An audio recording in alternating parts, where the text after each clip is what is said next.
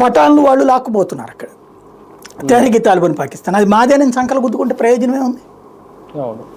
మనం ఎందుకు పీఓకేనప్పుడు స్వాధీనం చేసుకోవాలా? ప్లస్ 90,000 మంది సైన్యం లొంగిపోయినప్పుడు పీఓకే నాకు ఇస్తేనే నేను వీళ్ళని విడిచిపెడతానని ఎందుకు చెప్పలా? ఆమె పేరు కోసమా? అది నిజమైతే నరేంద్ర మోడీ కూడా పేరు కోసం. మరి నరేంద్ర మోడీ పేరు కోసం అయితే డ్రాప్ అవ్వకూడదు కదా. వీళ్ళు ఇంకా కంటిన్యూ చేశారనుకోండి, ఏమని చెప్పేవాళ్ళు? యుద్ధ దాహం అతనిది, బీహార్ ఎన్నికలు అయ్యేదాకా చేస్తాడు అని చెప్పేవాడు. అదే ఇప్పుడు ఆపేశాడు కాబట్టి ఎప్పుడు మొదలు పెట్టాలో కాదు, ఎప్పుడు ఆపాలో తెలియాలి. పేకాట అట్లాగే ఈ జూదం ఉంటాయి కదా, ఇతర జూదాలలో ఒక లెక్క ఉంటుంది. డబ్బులు సంపాదిస్తున్నంతసేపు ఆడాలి, ఒకసారి పోగానే పక్కకి తప్పుకోవాలి, అప్పుడు నువ్వు రూపాయి మిగుల్చుకుంటావు.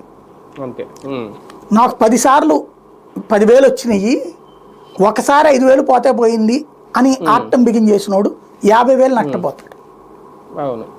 యుద్ధం ఒక జూదం. యుద్ధం అనేటటువంటి జూదంలో ఎప్పుడు కూడా అదొక మానసిక ఫీల్ అనమాట. ఇంకా ఇంకా ఇంకా అనే ఫీల్ ఉంటుంది. ఆ ఫీల్ దరిచేరినోడు నాశనం అవుతాడు.